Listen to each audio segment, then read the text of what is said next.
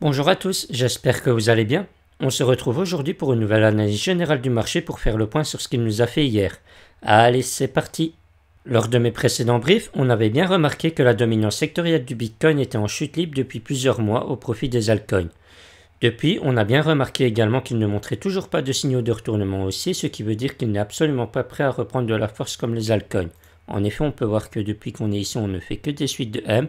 On n'a pas réussi à valider de nouveau W de retournement haussier pour ravaler cette structure baissière. Donc pour l'instant, on reste toujours sur un mouvement tendanciel baissier avec des structures de retournement baissière également. Du coup, comme ce sont actuellement les altcoins qui font le marché, il faut plutôt regarder le graphique de leur capitalisation totale pour connaître au mieux l'état général de celui-ci. Et du coup, si on regarde le graphique en hebdomadaire remplaçant un Fibonacci de son plus bas trouvé jusqu'à son sommet actuel, on avait bien remarqué lors du précédent brief qu'on était toujours au-dessus des 0.3822 Fibonacci, donc on restait toujours sur un mouvement tendanciel haussier et on n'avait pas trop de quoi s'inquiéter pour le bull run actuel. Actuellement, comme on peut le remarquer, on est justement en train de casser 0.3822 de Fibonacci, donc si on clôturait la semaine comme ça, on aurait alors un mouvement tendanciel qui redeviendrait baissier et ça pourrait puer pour nous. En plus de ça, on peut remarquer ici au niveau du momentum qu'on avait une divergence baissière potentielle qui commençait à se former, et si on clôturerait comme ça, on serait bien en train de la valider puisqu'on aurait bien crossé les zéros. Donc comme on voit, pour l'instant, on commence quand même à avoir des signaux qui deviennent inquiétants. Malgré tout ça, la semaine précédente, on avait bien borné ces deux niveaux juste ici. Donc pour l'instant, comme vous voyez, on est toujours en range. Et si on casserait par le dessus, on aurait bien un W de retournement haussier qui donnerait le signal comme quoi le cours est prêt à se propulser de nouveau à la hausse. Ou malheureusement, si on casserait par le bas, là on validerait un nouveau M de retournement baissier qui donnerait un appel d'air pour creuser encore plus bas. Mais comme vous voyez, pour l'instant, on est toujours dedans. Donc on a toujours une possibilité de se retourner à nouveau. Hier, je vous ai partagé un nouveau niveau à maintenir qui est cette ligne blanche qui s'affiche devant vous.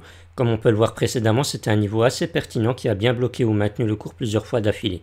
Par exemple, ici on voit bien qu'il avait repoussé le cours, ici il l'avait bien maintenu plusieurs jours d'affilée, ici il l'avait de nouveau bien maintenu, et ici on l'avait bien remaknu aussi, sauf hier on l'a bien cassé à la baisse, donc ça nous donne un nouveau signal comme quoi ça commence un petit peu à puer. Maintenant, pour retirer tout biais bullish sur le cours qui pourrait vous pousser à maintenir vos positions malgré des signaux baissiers assez flagrants, je vous invite à inverser votre graphique pour mieux analyser la baisse actuelle. Pour ce faire, vous n'avez qu'à écrire sur TradingView 0 moins le nom de l'actif que vous voulez analyser et vous aurez le même graphique en inversé avec les indicateurs qui le seront également. Et du coup, si on fait ça avec le graphique du Total 2 et qu'on place un Fibonacci de son précédent sommet trouvé jusqu'à son bottom actuel, on peut remarquer que depuis, il nous a bien fait que des suites de W ici qui ont bien cassé hier les 0.382 de toute la baisse. Donc on a ici une structure de retournement haussière avec un mouvement tendanciel qui redevient également haussier.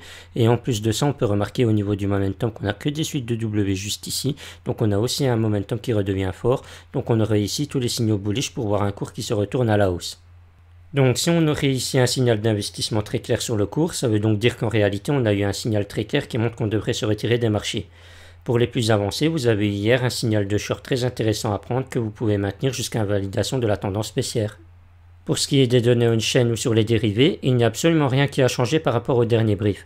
On montre toujours bien qu'on reste dans la peur et dans une phase d'accumulation, donc on devrait avoir un cours qui devrait monter d'ici peu de temps. Le truc, c'est que ces indications sont surtout utiles pour le moyen long terme et n'aident pas trop pour le moment présent. Du coup, comme vous l'avez compris, je vous invite à la prudence en l'attente d'avoir de nouveaux signaux de retournement assez clairs.